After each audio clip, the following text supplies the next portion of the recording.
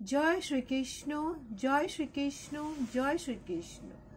जय राधा रानी की जय, जय सिया रामचंद्र की जय, जय वैष्णो माता की जय, जय खाटू श्याम की जय, जय श्रीमद् भगवद गीता की जय, जय सचिंदा स्वरूप की जय, जय कुरुक्षेत्र श्री माटिर जय, যেখানে ভগবান শ্রীমদ্ গীতার জ্ঞান দিয়েছিল। আজ আমি শ্রীমদ্ ভগবদ গীতার তৃতীয় অধ্যায় কর্মযোগ শ্লোক 19 পাঠ করছি।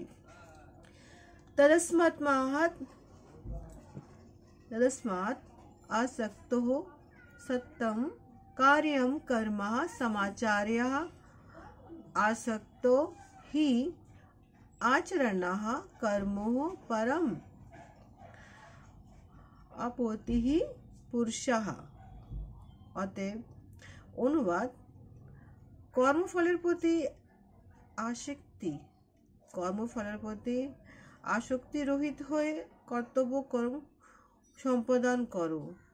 আসক্তি হয়ে কর্ম করার ফলে মানুষ পরতত্ত্বকে লাভ করতে পারে। এখানে ভগবান এটা বুঝাতে চেয়েছে কি হে অর্জুন, যারা জ্ঞানী ব্যক্তি থাকে তারা মুক্তি চান, কিন্তু যারা ভগবত ভক্ত থাকে তারা শুধু পরম পুরুষের ভগবানকে চান। তাই সদ্গুরুর তত্ত্বাবধানে যদি কেউ ভগবানের সেবা করেন তখন মানব জীবনের পরম উদ্দেশ্য সাধিত হয়।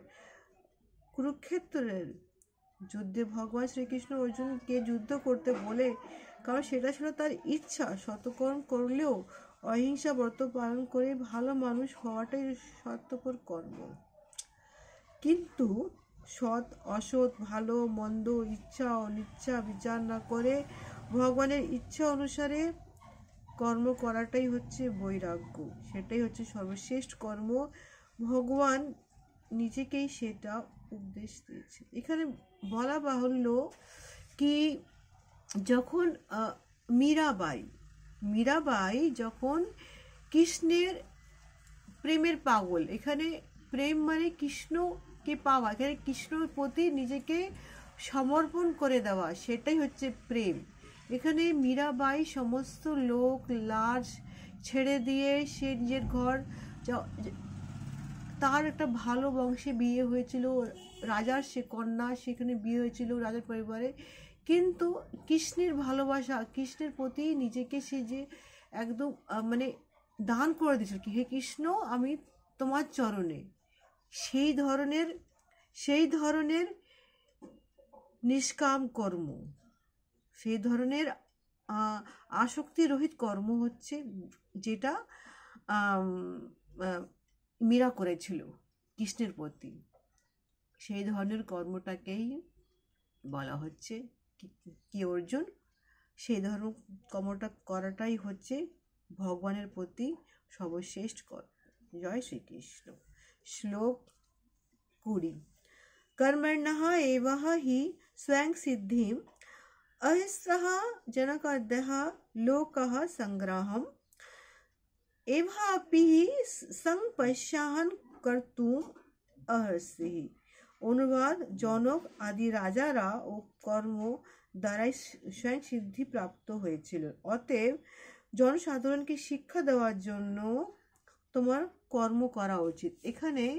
এখানে কৃষ্ণ রাজা জনকের একটা উদাহরণ দিয়েছে কি, জনক তো ভগবত তত্ত্বজ্ঞানী ছিলেন, উনি বেদের নির্দেশে অনুসারে নানা রকমের যাগ যজ্ঞ করতেন।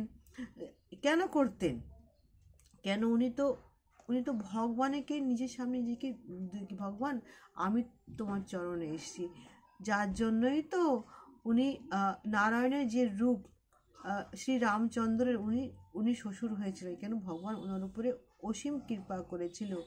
আর সীতা মাতা মানে লক্ষ্মী দেবী ওনার কন্যা হয়ে সীতা মাতার রূপে ওনার কাছে এসেছিল। এই জন্য বলছেন কি ভগবান এবং তার চিরন্তন সখা অর্জুনের পক্ষে কুরুক্ষেত্রে যুদ্ধ করাটা কোনো দরকার ছিল না, কিন্তু ভগবান তো সব কিছু করেছিল যাতে এটা যুদ্ধটাতে না হোক, কিন্তু যুদ্ধটা তো হলো। এখানে ভগবান দেখাতে চেয়েছে কি যুদ্ধ হওয়ার আগে যা যা করণীয় যাতে যুদ্ধ না হয় ভগবান সব করে দেখিয়েছে, কি তুমি সব রকমের পন্থা মানে প্রথমে ব্যবহার করবে, যখন যখন কিছু না হবে তখন তো যুদ্ধ করতেই হবে, কিন্তু যাতে যাতে তোমার উপরে কি জন্য আঙ্গুল না তুলতে পারে কি তুমি এটা করনি কেন, শুধু শুধু তুমি যুদ্ধ করেছো, এই জন্য ভগবান সব কিছু করেছে, লাস্টে সে যুদ্ধের পন্থা। এখানে ভগবান সবাইকে বুঝতে চেয়েছে কি নিজের কর্মটা হচ্ছে মেন, কর্ম করো, সব কিছু আমার কাছে ছেড়ে দাও। জয় শ্রীকৃষ্ণ, জয় শ্রীকৃষ্ণ, জয় শ্রীকৃষ্ণ।